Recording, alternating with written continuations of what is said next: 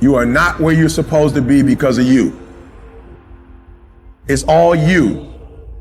You tell yourself lies, reasons. I'm too tired. I need to rest. I'm too hungry. I'm too full. Something else is more important. I don't have time. Lies, lies, lies, lies. People ask where discipline comes from. I tell them it comes from within. But there's a deeper level. Discipline comes from the truth, the framework of discipline. And if you lie to yourself, you will not find discipline. The truth is that you know.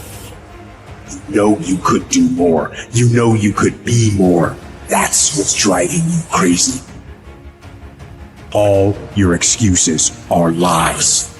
The truth will set you free. The truth delivers discipline. And the truth is, you have time. You have the skill. You have the knowledge and the willpower and the discipline to get it done. Don't really want to work out? I work out. Don't really want to hammer on a project? I hammer on a project. Don't really want to get up and get out of bed? I get up and get out of bed. Don't give in to the immediate gratification that is whispering in your ear. Shut that down. Do not listen. Instead, go through the motions. Lift the weights. Sprint the hill. Work on the projects. Get out of bed.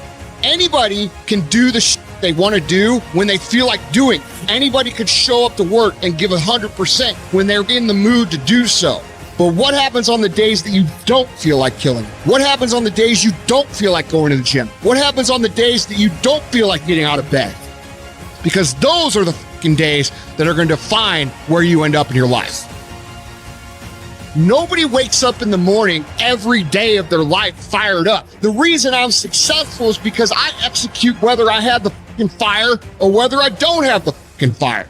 And that's discipline. That's discipline to do the shit that you don't want to do because you know it needs to be fucking done.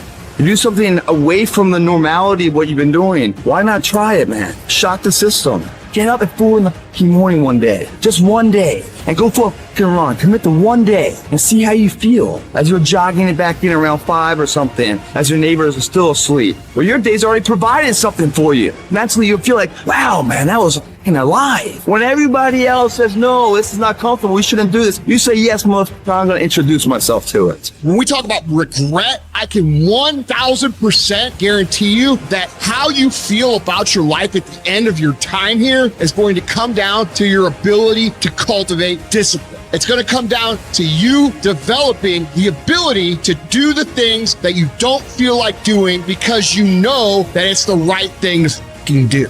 Because we are what we repeatedly do every day. Therefore, excellence is not an accident, but a habit. It's habitual. It's in us every single day. The people that are top movie stars over and over and over again, that's not lucky. They train it to win it, to earn it over and over again. You gotta do your best work when you're least motivated. So those days you don't want to do it, guess what you gotta do? You gotta suck it the f up and do it.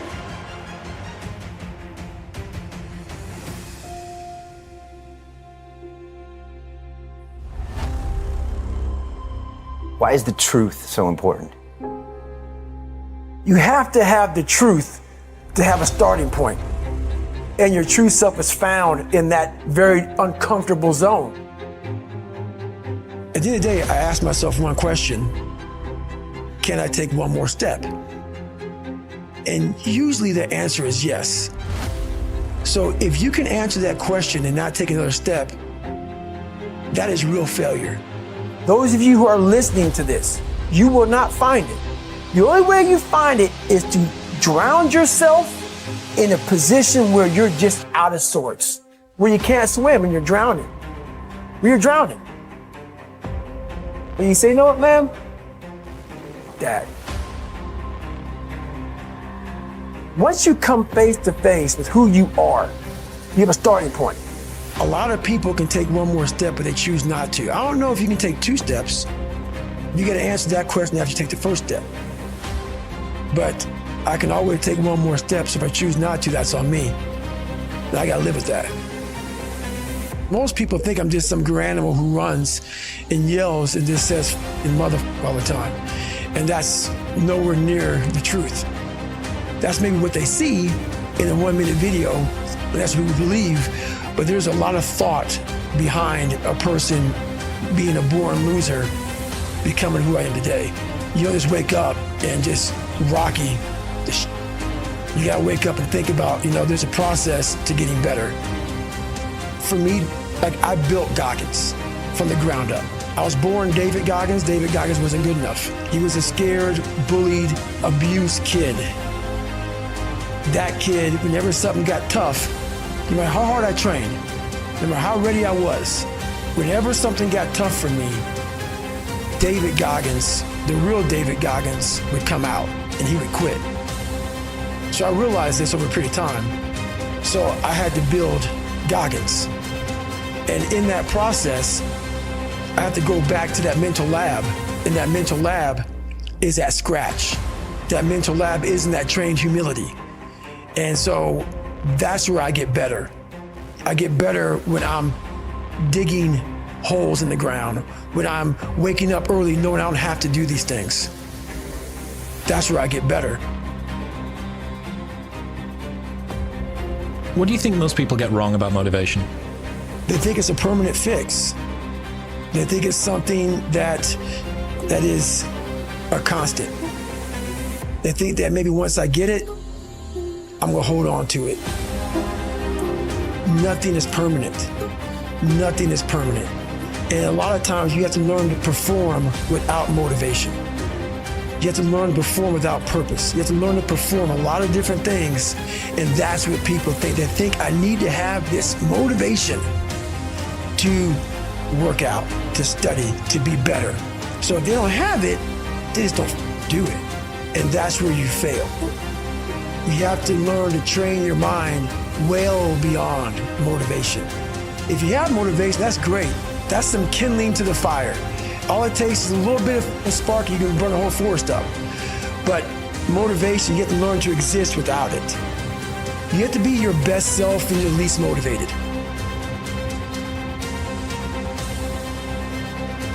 All I knew back then was hard work. You gotta work hard. You gotta work hard. I can't get this paragraph. I can't remember what the fuck's in this paragraph to pass this test to get in the military. Read it again. Still not getting it. Read it again. But if not getting it, write it out. And that's how I started learning.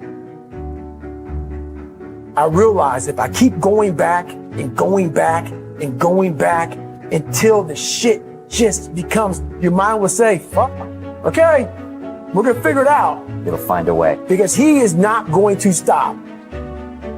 It's not like I'm gonna try one more time. No, alarm clock goes off, boop, we're going back. I can't read right, we're going back. I gave myself no way out, and my mind realized that. They said, okay, we're gonna adapt and overcome now. That was my mindset. And that's how you get through things. You put yourself, you immerse yourself wherever it is, and you become that. I became hell. And that became my new norm. I gave myself no way out. There was nothing outside these walls of hell. Nothing. You have to be your best self when you're least motivated. And that's the tricky part about all that shit. Motivation is just a word. You have to have these different things in your mind on where you want to go and know that motivation is not going to get me there. Because I'm not going to always be motivated. Learn to pick yourself up on your own. You got to be your own coach. I'm trying to build people up. I'm trying to armor their mind. I'm trying to get them the belief. Because this world we live in is tough. It's tough. It will beat you down. The world and the life that we live in is the ultimate competitor. It will find your weakness and it will just hammer you. So if I can help you build belief, build confidence to the point where nothing can hurt you because you know exactly who you are. Being ashamed is one of the biggest things that kill people nowadays. Like, man, if I could just go that distance, that extra mile, to just go, just to finish. I want to finish. I want to feel victory. And victory for me wasn't winning, it was just finishing. So I said, you know what? I could feel like these guys feel, it would change my life. And literally, I started feeling victory just by putting myself in the battle.